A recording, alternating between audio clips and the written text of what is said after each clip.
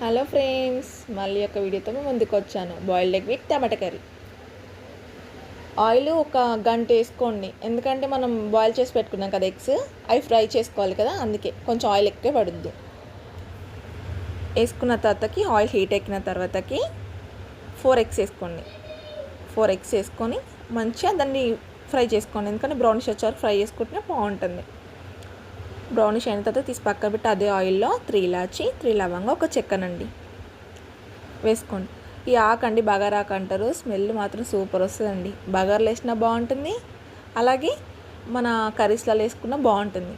ఈ చెట్టు 2 టైమ్స్ చచ్చిపోయిందండి, మళ్ళీ తెచ్చి పెంచుకున్నామండి, ఇప్పుడు వచ్చింది. తర్వాతకి 3 ఆనియన్స్ వేసుకోవాలండి. అదే దాంట్లో 3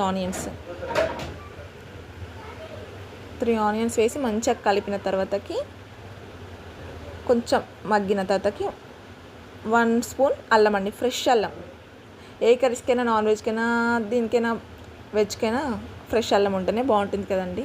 అందుకే మంచిగా కలిపిన తర్వాతకి జస్ట్ చిటికడు సాల్ట్ అట్లా వేసుకోండి, ఎందుకంటే తొందరగా మగ్గుతుంది ఆనియన్ సాల్ట్తో. అందుకే చిటికడు అట్లా వేసుకొని మంచిగా దాన్ని మళ్ళీ కలిపిన తర్వాతకి 1/2 టేబుల్ స్పూన్ పసుపు వేసుకోవాలండి. ఇది జస్ట్ శాంపిల్, అట్లా సాల్ట్ అట్లా వేసుకుంటే తొందరగా మగ్గిపోద్దని. తర్వాతకి కొంచెం 1/2 టేబుల్ స్పూన్ పసుపు వేసుకున్న తర్వాతకి ఒక 5 మినిట్స్ మంచిగా మగ్గనిచ్చిన తర్వాతకి ఒక 4 టమాటో అండి, 4 టమాటో వేసుకోండి, సరిపోద్ది. నేను ఫ్రై చేస్తున్నానండి, ఏదో మీకు రాదు నాకు వచ్చిందని కాదండి, నా స్టైల్లో మీకు చూపిద్దామని అంతే ఫ్రెండ్స్. 4 తర్వాతకి ఎక్కువ కారం తింటారనుకుంటేనేమో ఎక్కువ వేసుకున్నాం, ఎందుకంటే 2.5 వేసుకున్నామండి. మీకు ఎక్కువ తినలేమంటే 1.5 సరిపోద్దండి. మేము కారం ఎక్కువ తింటాం కాబట్టి 2.5 వేసుకుందాం. అట్లే 1/2 టేబుల్ స్పూన్ సాల్ట్ అండి. అదంతా మగ్గినాక ఎగ్స్ వేసుకొని కొత్తిమీర వేసుకుంటే సరిపోద్ది.